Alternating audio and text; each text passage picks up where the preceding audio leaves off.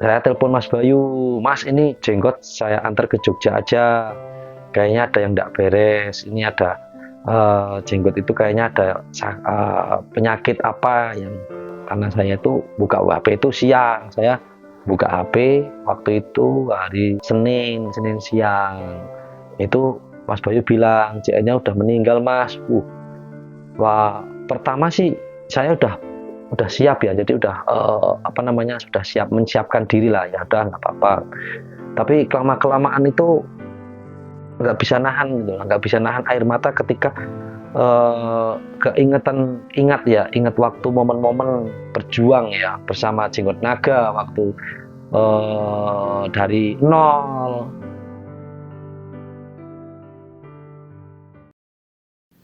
Maksimalkan merpati Anda dengan jamu HFF Predator stabil juara.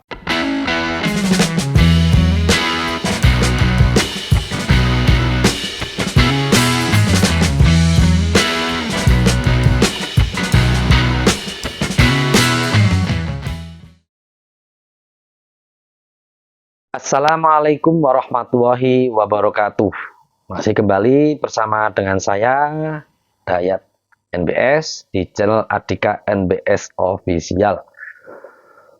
Semoga kawan-kawan semua dalam keadaan sehat ya, dan selalu dalam perlindungan Allah Subhanahu wa taala. Malam hari ini saya akan menceritakan kronologi meninggalnya Jenggot Naga ya. Artinya Jenggot Naga itu karena apa? Terus bagaimana kejadiannya? Nah, kawan-kawan kan pasti pada penasaran gimana kronologinya Jenggot Naga bisa mati. Ya, semua makhluk hidup itu tidak ada yang abadi. Tapi ini daripada banyak pertanyaan yang masuk ke WA, ke inbox, ini saya bikin konten seputar kematiannya Jenggot Naga. Jadi cerita awal mulanya itu pertama kali Jenggot Naga itu waktu itu saya bawa ngamen ke Temanggung ya, waktu event di Temanggung di Ngempon. Di situ tuh Jenggot Naga sempat ngeblong, cedera lah bahasanya tuh cedera. Terus habis cedera itu tak lihat kok nggak apa-apa, nggak ada memar, nggak ada apa-apa ya. Terus saya daftarin lah BOB karena cedera itu kan ngeblong, jadi ngeblongnya itu mungkin terlalu keras kali ya. Tapi saya nggak tahu, mungkin dia dalamnya luka tapi luarnya nggak apa-apa. Saya ikutin di BOB waktu itu. Jenggot itu sempat terbang sekali ya, lolos babak dua, tapi babak keduanya itu dia jatuh di setara. Berarti kan dia ada yang dirasa. Akhirnya saya tarik di regulernya itu nggak saya ikuti Jenggot Naga. Nah, tapi gerak-gerik Jenggot Naga itu saya ada yang aneh sebelum saya bawa ke Temanggung itu. Ketika dia itu mau berak itu kayak susah. Jadi kayak kayak orang itu kayak bahasanya bebeleng gitu loh. Mau berak itu susahnya kenapa ya, CN-nya kok kayak gini, nggak biasanya gitu loh. Nah, terus habis itu selesai lomba di Temanggung, Jenggot Naga itu saya telepon Mas Bayu, Mas ini jenggot saya antar ke Jogja aja, kayaknya ada yang tidak beres, ini ada jenggot itu kayaknya ada penyakit apa yang mungkin kita nggak tahu. Sambil penyembuhan, sambil ditaruh di Jogja, kita ganti betina, kita kasih betina adik ular naga, saya bilang gitu sama Mas Bayu, biar kita punya anaknya, jadi bapak ketemu cucu. Nah, berjalannya waktu mulai agak pulih, cuman pencernaannya itu kurang lancar, nggak tahu kenapa. Jadi setiap pagi dari sampai pagi itu jagungnya tidak habis dan sering muntah. Terus habis itu saya komunikasi sama Mas Bayu, coba bawa ke dokter ya, ke dokter hewan. Bawa ke dokter hewan pertama itu memang katanya ada saluran pencernaannya yang terganggu gitulah ya, dikasihlah obat sama dokter tersebut. Habis itu kok nggak ada perubahan. Sebenarnya saya minta dirongsen, saya bilang sama Mas Bayu, coba minta dirongsen, katanya nggak perlu rongsen, wong itu cuma saluran pencernaan. Nah, tapi waktu itu saya sempat bilang ada benjolan ya, antaranya tulang, ini burung begini ya, ini tulang sama ini capit udang ya, ini tulangnya, ini capit udang, di tengah-tengahnya ini ada kayak benjolan, kayak tumor gitu loh, kayak tumor. Makanya saya bilang minta dirongsen. Ternyata udah berjalannya waktu ya, di Mas Bayu sama Mas Tri juga sudah berusaha keras, tetap nggak ada perkembangan. Akhirnya dibawalah pindah dokter lagi. Nah, pindah dokter sama dokter yang kedua itu dikasih obat, ternyata memang kayak ada tumor ya, kayak ada tumor, dan memang ada salah satu yang menyumbat dia itu nggak bisa buang air besar. Dokter itu bilang, Mas Bayu sama saya bilang, dari dokter tuh ngomongnya nanti kalau dikasih obat ini selama 5 hari belum ada perkembangan, mau dioperasi gitu. Terus saya bilang, yuk oke, nggak masalah, kalau emang harus dioperasi nggak apa-apa, tapi katanya dikasih obat ini dulu. Nah, setelah itu berjalannya waktu, setelah pas hari kelima, jenggot tuh makin ngedrop. Nah, jadi makin ngedrop, nggak mau makan, terus makanya sedikit nguyung terus, lesu gitu loh. Ya memang mau dioperasi juga nggak berani ya, pasti kondisi dalam keadaan kondisi turun kayak gitu pasti dokter juga nggak berani. Terus saya udah bilang sama Mas Bayu, udah kita ini aja lah, ini kita pasain sama Allah, kalau memang masih rezeki kita banyak, masih bisa selamatkan ya juga selamat, kalau memang nggak selamat ya mau meninggal juga nggak apa-apa, kita sudah ikhlas ya, karena memang jenggotku udah tua juga. Usianya itu udah 6 tahun ya, 6 kali rampasan lah. Makanya saya cepet-cepet tak bawa ke Jogja, tak ganti betina sama cucunya biar mengentalkan gennya, nanti anaknya bisa buat silangan lagi. Memang sewaktu itu Mas Bayu ngabarin ke saya itu malam tuh udah WA, Mas ini JN sudah ngedrop total, kayaknya bahaya ini, udah nggak bisa selamatkan, ya bilang Mas Bayu gitu kan. Saya bilang ya udah nggak apa-apa, memang kalau takdirnya sampai segitu. Pagi itu JN nggak ada, karena saya itu buka HP itu siang, saya buka HP waktu itu hari Senin Pak ya, Senin kalau nggak salah, Senin siang itu Mas Bayu bilang JN-nya udah meninggal Mas.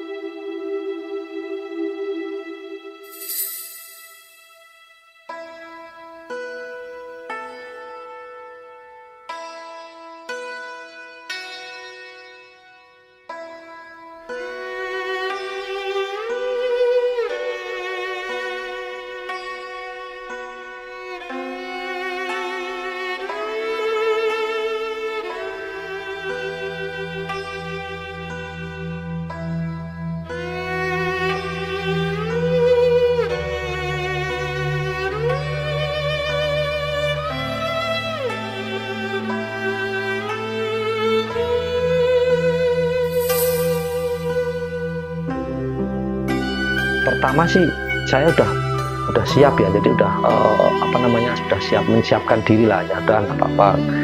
Tapi kelamaan itu nggak bisa nahan gitu, nggak bisa nahan air mata ketika ingat waktu momen-momen berjuang ya bersama Jenggot Naga waktu dari nol. Kenapa saya itu nggak bikin konten ini kemarin-kemarin, karena saya waktu main itu belum bisa menahan. Ketika balesin WA aja, balesin di Facebook aja, saya selalu meneteskan air mata. Jadi air mata itu tuh menetes sendiri, jadi karena keinget gitu. Ketika membahas Jenggot tuh jadi inget waktu susah bersama, senang bersama gitu loh.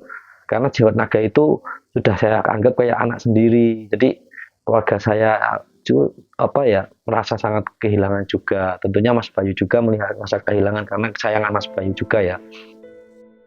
Nah, di situ makanya saya bikin kontennya bisanya hari ini, karena insya ini saya sudah agak mendingan lah ya. Nah, begitu dikabarin itu ya, waktu balesin orang-orang itu air mata saya itu menetes sendiri, nggak bisa saya tahan. Makanya kan saya kalau dibilang kehilangan ya kehilangan banget ya, terus merasa lemes ya, merasa putus asa. Tapi gimana lagi, wong sudah tidak ada ya. Makanya saya ya tetap nanti berusaha, semoga bisa mendapatkan lagi yang kayak JN itu, yang benar-benar burung menurut saya itu burung spektakuler bagi saya. Spektakulernya itu jadi burung itu tuh nggak pernah rewel, diajak kemana-mana nggak pernah ngenceleng, nggak pernah rewel, rawatannya paling enak, nggak ribet, terus diklepek itu enak, itu siapa aja bisa. Karena kan buktinya kan diklepek Pak Haji Roni juga juara juga waktu di Lampung. Memang burung itu sangat enak menurut saya. Belum tentu saya nanti bisa mendapatkan kayak Jenggot Naga lagi. Mungkin bisa nanti, nggak tahu dijatuhnya cucu apa cici. Karena kita tetap berusaha terus bikin, cari lagi, siapa tahu bisa dapat yang lebih dari Jenggot Naga. Kalau dibilang kangen ya kangen, saya kangen sekali berjenggot naga. Karena kan Jenggot Naga itu yang membawa nama saya sampai di internasional, nasionalan. Karena dia juara di berbagai kota, termasuk ya luar Jawa, di Sumatera itu. Kalau prestasi Jenggot Naga itu di saya ya diantaranya ini nih, semua ini di sini nih hampir separuh lebih ini punya Jenggot Naga yang juara. Karena Jenggot Naga itu ketika gagal di reguler, saya ikutin BB itu pasti juara. Jadi setiap lomba itu dia itu pasti bawa pulang piala, jarang sekali dia nggak bawa. Nah dari sini ya kita ini buat teman-teman semua ya, ketika kita sudah bermain di dunia kolong memang benar harus kita siapkan mentalnya, karena di dunia perkolongan itu keras dan risiko hilang itu besar, mati juga besar. Sekarang posisi roda itu kayak saya tuh sekarang lagi di bawah ya, nanti pasti insya Allah kalau ketika saya tidak nyerah, semangat terus, insya Allah bisa di atas lagi. Jadi kawan-kawan semua, lebih baik itu kita mulai dari nol, dari bawah. Ketika nanti sampai di atas kita jatuh lagi, itu kita nggak terlalu kecewa. Makanya di dunia merpati kolong itu, ini hobi ini tuh dijalannya dengan senang, jangan terlalu ambisi banget. Karena begini, menurut saya itu di hobi merpati kolong ini juaranya itu hanya 1%, 99%-nya itu kalah ya, karena peluang perbandingannya itu banyak peserta 1000 itu diambil 4, kalau juara 1 cuma diambil 1, berarti kan cuma 1% ya peluang juaranya. Makanya kita kalau lomba, kalau mau ngikutin perlombaan itu ya anggap aja ini kita cari pengalaman. Nah itu salah satu kawan-kawan kronologinya kejadian tadi, kejadian jenggot naga meninggal. Kebetulan di saya jenggot naga sudah mengeluarkan anak ya, anak itu yang sudah saya latih, yang siap lomba itu bola naga. Insya Allah habis ini ambrol, nanti saya bawa untuk ke lomba-lomba selanjutnya, nerusin bapaknya yang sudah kelihatan juara itu, dan yang mau siap lagi itu namanya Piala Naga. Itu semoga bisa prestasi lebih bapaknya. Oke kawan-kawan, mungkin hanya ini ya yang saya bisa sampaikan pada teman-teman tentang kronologi kematian jenggot naga. Jadi bukan karena kecelakaan atau apa, memang dia katanya memang ada penyakit juga, yang sudah tua juga, ya kebetulan pas ada cedera juga, jadi memang udah takdirnya ya. Oke, sampai di sini ya kawan-kawan, itu sedikit cerita kronologi kematian jenggot naga. Saya minta doa sama teman-teman semua supaya kita bisa kuat menjalani cobaan ini dan bisa mendapatkan gantinya ya, syukur-syukur lebih dari jenggot naga. Oke, sampai di sini kawan-kawan. Billahi taufik wal hidayah. Assalamualaikum warahmatullahi wabarakatuh.